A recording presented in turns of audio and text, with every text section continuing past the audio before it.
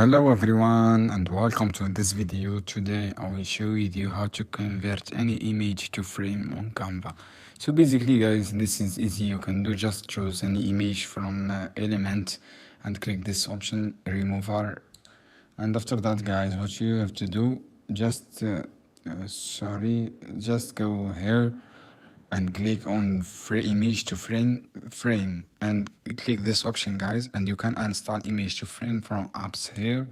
Just search for image to frame and install that option and scroll down, click this option and click convert image to frame guys. And my case, I reached the limit to upgrade it, and you have just one try to convert image to frame and one day, and I use this one today guys, so I can use again. And you can buy this tool from here, upgraded, and this is how you can remove easily guys. I hope this video helpful for you. Then don't forget subscribe and like and share this video for more content, and see you on another video soon. Keep watching.